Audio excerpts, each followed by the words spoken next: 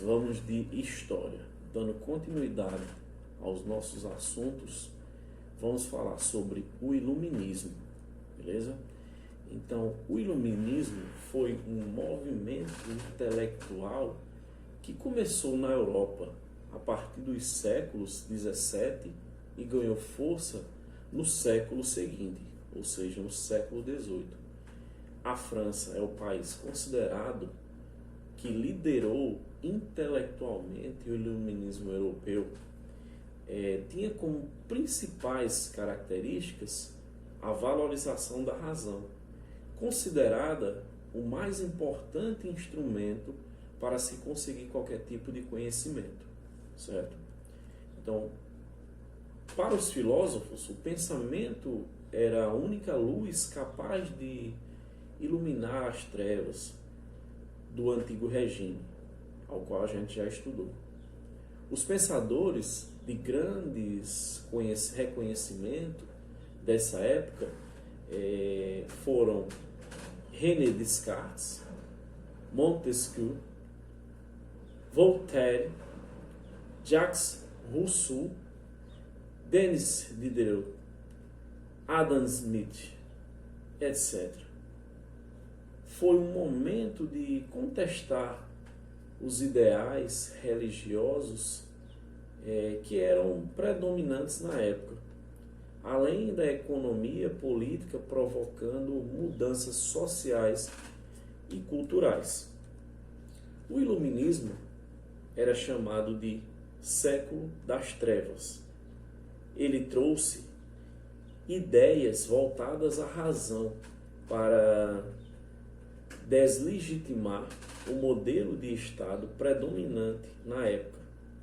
Seu ideal era defender a liberdade, o progresso, a tolerância, a fraternidade, governo constitucional e afastamento entre igreja e Estado. Junto com o iluminismo, a Revolução Industrial abriu caminhos para grandes mudanças políticas determinadas pela Revolução Francesa.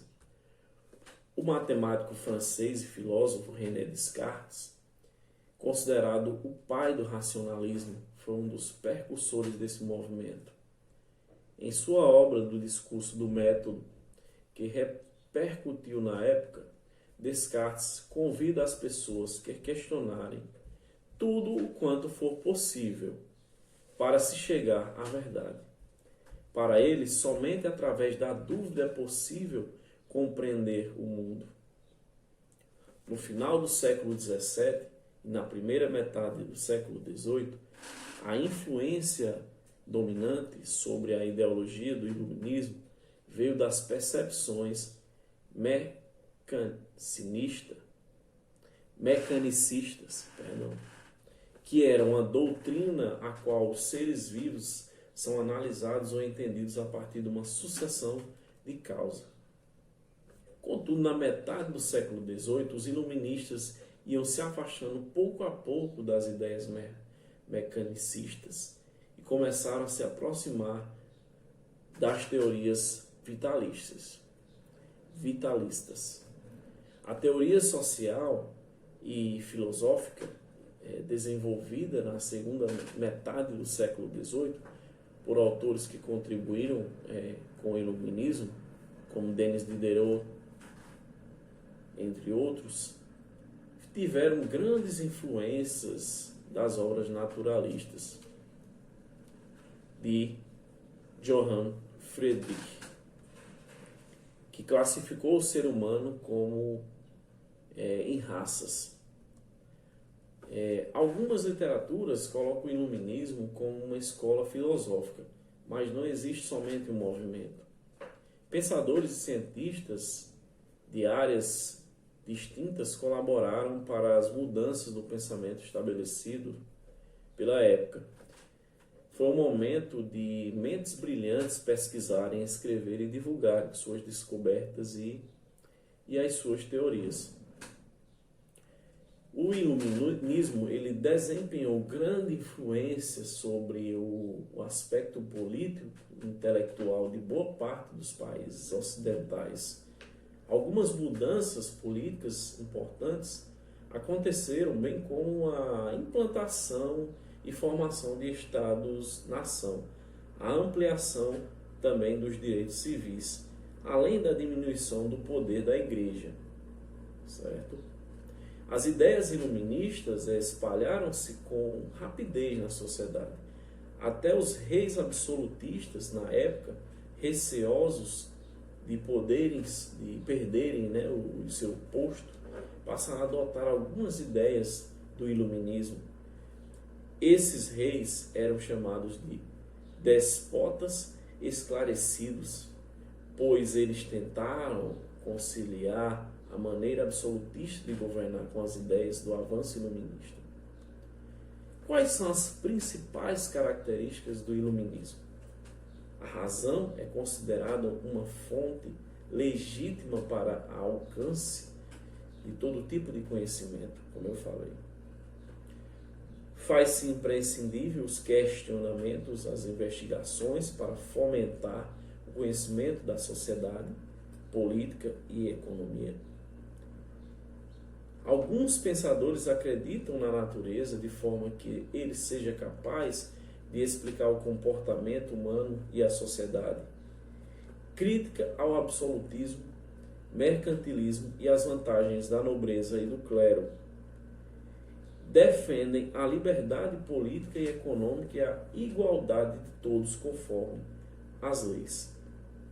Quais eram as críticas que eles tinham ao mercantilismo? O absolutismo foi intensamente atacado pelo iluminismo, né? Então, o mercantilismo, que era um modelo econômico no período, também foi censurado. E novas propostas mais harmônicas e igualitárias surgiram com a nova realidade do capitalismo. Os fisiocratas foram os primeiros a indagar o mercantilismo.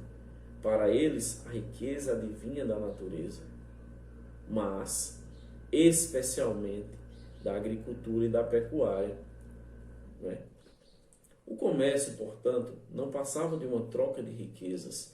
Além disso, os fisiocratas eram contra a intervenção do Estado na economia. A fisiocracia, ela inspirou os pensadores como Adam Smith, considerado o pai da economia clássica.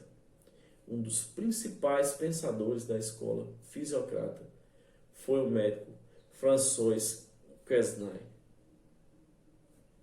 Com relação ao iluminismo e à ciência. A ciência, se afastando da obrigação de agradar a igreja, né, e começou a se desenvolver em muitas áreas para ganhar espaço e conquistar mais pensadores da época, novas descobertas e invenções tomaram conta do continente. Os progressos científicos no período do iluminismo permitiram que os homens tivessem acesso às informações desde o detalhamento da órbita dos planetas, bem como a descoberta da pressão atmosférica, além da circulação do sangue.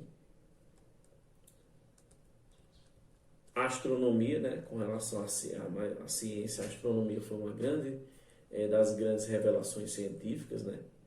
O citado Isaac Newton organizou um modelo novo para explicar o universo. Ele detalhou a posição e a órbita de muitos corpos siderais. Além disso, o cientista divulgou a lei de gravidade universal. Ele contribuiu para o progresso na área do cálculo e pela decomposição da luz. Foi imprescindível expandir divisão do homem. Por isso, os holandeses foram responsáveis por essa parte. Eles descobriram que a aproximação de várias lentes aumentava bastante a capacidade da visão humana. Essa descoberta permitiu que Robert Hooke construísse o primeiro microscópio que ampliava até 40 vezes pequenos objetos.